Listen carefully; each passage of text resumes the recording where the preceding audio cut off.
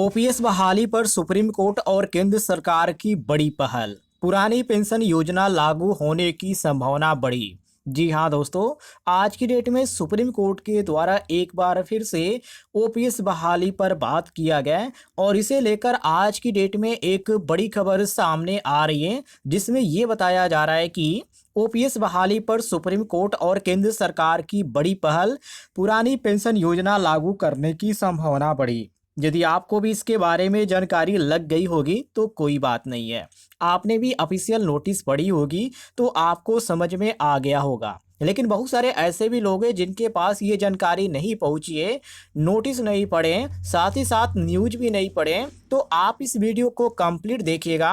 पूरी जानकारी आपको देने वाले हैं डिटेल में। उससे पहले मैं आप सभी से एक ही रिक्वेस्ट करूंगा, इस तरह की कोई भी अपडेट आती है, कोई भी जानकारी आती है, तो आप इस वीडियो पर एक लाइक करके चैनल को सब्सक्राइब करके आप वो जानकारी प्राप्त कर सकते हैं। आइए आपको इस न्यूज के बारे में डिटेल में जानकारी देते हैं और साथ ही साथ आपको नोटिफिकेशन भी दिखाते हैं। यहाँ पर आप नोटिफिकेशन देखिए, आज का नोटिफिकेशन है जिसमें बताया जा रहा है कि सरकारी कर्मचारियों के लिए पेंशन सुरक्षा एक महत्वपूर्ण मुद्दा रहा है, जो कि 2004 से पहले केंद्र और राज्य सरकार ने कर्मचारियों पेंशन योजना, जो कि ओल्ड पेंशन स्कीम ओपीएस लागू की थी, जिसमें कर्मचारियों को रिटायरमेंट के बाद जीवन भर निश्चित पेंशन का लाभ मिलता था।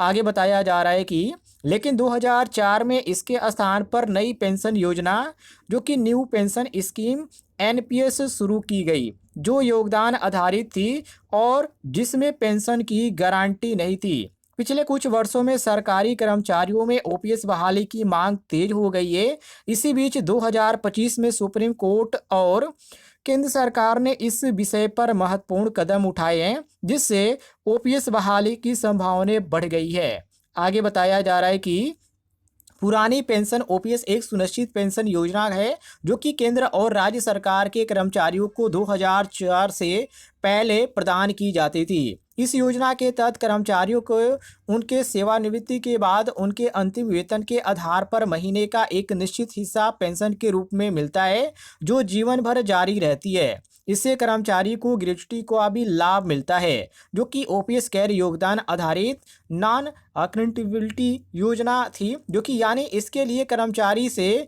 कई धनराशि नहीं काटी जाती थी, बल्कि पूरे खर्चे पर भार सरकार उठाती थी। और इस योजना में मृत्यु के बाद कर्मचारियों के परिवार को भी टेंशन यहाँ पे खत्म हो जाता था, परिवार को पेंशन का लाभ मिलता था। आगे बताया जा रहा है कि 2004 से में इसे बदलकर नई पेंशन योजना एनपीएस शुरू की गई, जिसमें कर्मचारी और सरकार दोनों के योगदान से फंड जमा होता है और पेंशन का निर्धारण निवेश के आधार पर होता है। एनपीएस में पेंशन की निश्चितता नहीं रहती, इसलिए कई कर्मचारियों ने ओपीएस बहाली की मांग जोर जोर शोर से की है।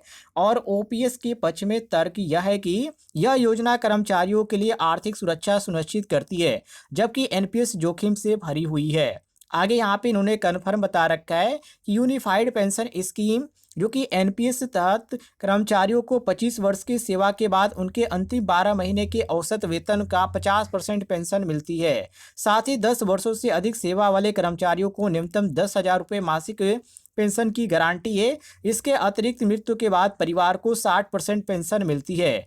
यूपीएस में कर्मचारी 10% और सरकार 18% योगदान देती है, जो समान एनपीएस से अधिक है। इसके साथ ही यूपीएस की रिटायरमेंट और डेड ग्रेजुटी का लाभ भी मिलना शामिल किया गया है। ये काफ़ी बड़ी अपडेट आज की डेट में देखने को मिल रही है।